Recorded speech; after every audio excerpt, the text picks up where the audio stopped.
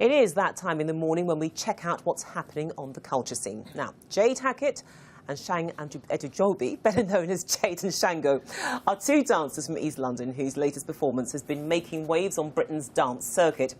It Ain't Right was inspired by the shooting of Martin Luther King on the 4th of April 1968, and it centres on a husband and wife living in a southern state in America who used dance to illustrate their reaction to hearing the news of Dr. King's assassination on the radio. Well, before we speak to them, let's watch them in action. Dr. Martin Luther King, the apostle of nonviolence in the civil rights movement, has been shot to death in Memphis, Tennessee.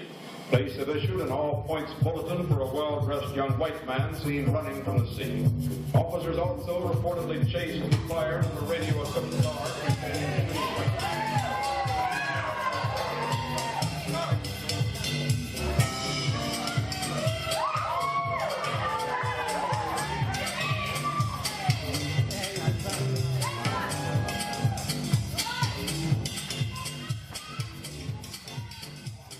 It's just fascinating watching the reaction of both of you to that. What the viewers didn't hear was Jade saying, "It's been ages since I've watched myself doing that."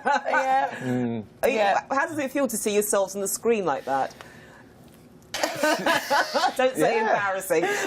No, you know what it is? It's like when you are in it and in the moment, it's almost like we're not Jade and Shango. You become the characters and you become this story and you're really getting into it, and then you kind of, okay, done that performance now I'm back to Jade and Shango, and then it's like we're watching two strangers. Yeah. Oh my gosh, here we are. And I mean, look, okay, we got a quick snatch of that, but it was just incredibly well coordinated. I mean, how long did this piece take to choreograph?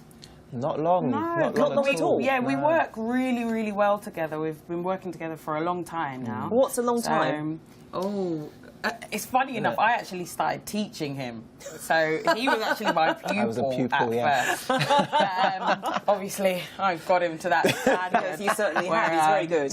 Yeah, he's brilliant. So, yeah, so we kind of just really base it off of a friendship first, and then it kind of, you know, we just work really, really well together. And it was kind of organic, the way the process in which we put it all together. Just from there. Yes. But I mean, why use dance to express the emotion, the rage that a lot of people felt, and the astonishment at the assassination of Dr. Martin Luther King? Because some people say, do you know what, it's probably better expressed verbally rather than through dance, but you've kind of debunked that and turned it round in its head. Well, I think there was a lot of...